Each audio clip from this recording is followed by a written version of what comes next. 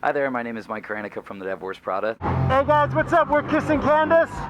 Hey, this is Chewy from Feed It to the Sharks. Remember to check out LIB Magazine. Check out LIB Magazine. Thank you for having me, LIB Magazine. Rock on. So I'm here with Gary from Slayer. How you doing? I'm doing well. How are you? How's the tour been treating me so far? It's been great. Numbers a little smaller than we hoped. Some controversy with Kevin Lyman throwing metal in the tour under the bus and everything else. But it's been awesome. Everybody's having fun. It's like a little windy today.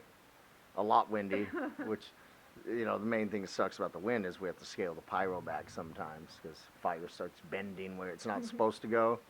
Then it becomes hazardous to my health. And other than that, though, it's awesome. We're having a good time. Awesome. So I know you guys were in Long Island recently at the Paramount doing 2 shows. How does playing a smaller show compare to playing a venue like Jones Beach? I like playing the small shows. A lot of people always say that's bullshit, and some people say, no, they like playing the big ones. But something about having the audience in like that close proximity, it's kind of like makes this big vortex of sound, from the stage to them and them to us, and it's really awesome. But this will be great. What a beautiful venue, Yeah, absolutely. So I see there's a lot of parents here with their kids. How do you feel about having a whole new generation of Slayer fans? It's what keeps metal alive, It's like, whether be it Slayer or Exodus, the audience just gets younger. I mean, Exodus audience is all kids nowadays, None of the older guys come out. They're all 17 years old with their patched vests on and stuff, and they're high top, old school, like, Reeboks and stuff, and it's awesome, and they're the ones keeping it alive. After all these years, is it still fun to be doing the touring and playing? And the point A to point B isn't as fun as it used to be, but the end result on stage is still a blast, and it's the only job I'm capable of doing, and it's the only job skill I have, so I better enjoy it. It's that or dig ditches, which nothing against that, but it's like, my body hurts enough from doing this, I don't think I'm capable of manual labor. So I have to ask, what is it like having some of these younger bands maybe come up to you and ask you for advice? Is there any bands that you see up and coming on this tour like they're going to be big? Shattered Sun, they're like some of my good friends, because they opened for us and Testament just recently this year, and they're awesome. They're so good, and but the second stage, by the time we get here, most of it's done. I've seen Whitechapel, and they're killer, but they've been around a long time, And when we were Pulling In, Thy Art Is Murder was playing, and they're just super brutal. I was surprised how just totally crushingly heavy it was, And there's a lot of bands, that I haven't had a chance to see and don't know if I will, but I'm familiar with, like Sister Sin, and then one of the bands wears all this crazy makeup and ghoulish stuff, and they're crazy looking when they walk into catering like that. It's very Slipknotish with the masks. You're asking them. There's a difference. But not really. I didn't look at it like they looked like Slipknot. It was more a makeup thing, less masked, I guess. But it's interesting. I wish I could get to the venue earlier, but usually by the time we arrive at a hotel, we have enough time to get some sleep, and we get here about 5. Like Shattered Sun are like some of my best friends, and they go on at 2, and they keep asking me when I'm going to get here, and I'm like, I don't know if I can ever get here that early. It's just hard. So I know you guys are getting towards the end of the tour. You have a day off tomorrow. You guys do anything fun on your days off?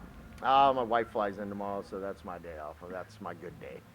Other than that, most days off, I don't do anything. I just try to rest up, so I can do this on at 100% level, or at least what 100% is on any given day. And at my age, 51 years old, it requires my rest and relaxation. I don't go out drinking anymore. That's great. My bounce back takes like 3 days from a hangover now. At this age, so I just don't do it anymore. So you're not drinking the cold cock whiskey? Oh no, yeah. I never liked whiskey, even in my big drinking days. I've tried it, and it's okay, but it still tastes like whiskey, and I don't like whiskey, so. So what's next for you guys after Mayhem Fest? Some time off. We got like almost 2 months off before Motorboat, which I do double duty on that with both Slayer and Exodus. And we get home 2 days later, we go to Japan, and then I think late October we're off to Europe for like 5 weeks. That's great. How are the European fans opposed to the fans in the U.S.? It's very similar. It depends on which region you're in. We have a lot of shows in Spain and Italy, which is awesome because they're super rabid, like South American style rabid, And in Holland, like one of the first countries to ever embrace thrash metal overseas, through underground tape trading and all that. But they smoke a lot of weed. so they're a little bit more reserved, you know. I've done shows where like I don't even know if they like the show, and then after you talk to some people, they say that was the best show I ever seen. You're like, kind of stand there because they've been at the cafes getting high all day. I guess I don't know. So what do you think of the victory bands? Because some of the victory bands are on like Warped Tour, some of them are on Mayhem Fest. What do you think is the biggest difference between those bands and the different tours?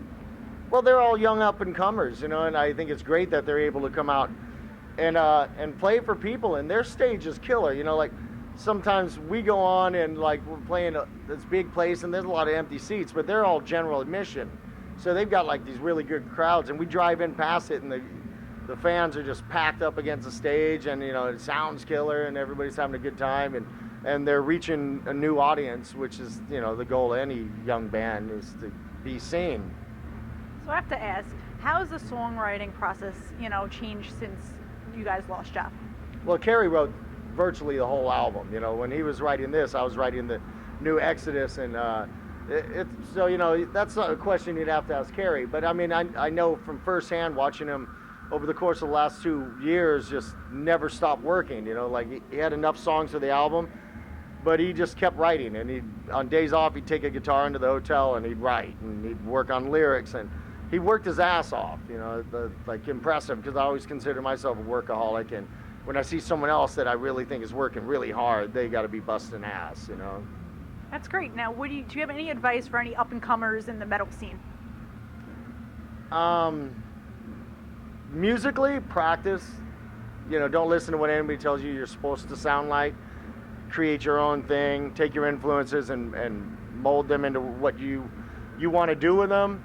Business-wise, watch your finances. Don't blow your money like many of us did in our earlier days. You know, like you know, it is a business. You know, and you got to pay your bills. You know, you're gone 6 weeks. You know, the rent doesn't pay itself, and the wife and kids, you know, have to feed if you're a family man, and just hang on to that and don't get caught in the trappings of rock and roll. I've watched too many people die, so, you know. Well, great. Thank you for such wonderful advice. I can't wait for your set today. Right on. Awesome. Thank you so much. It was a pleasure Thank to you. be able to interview you.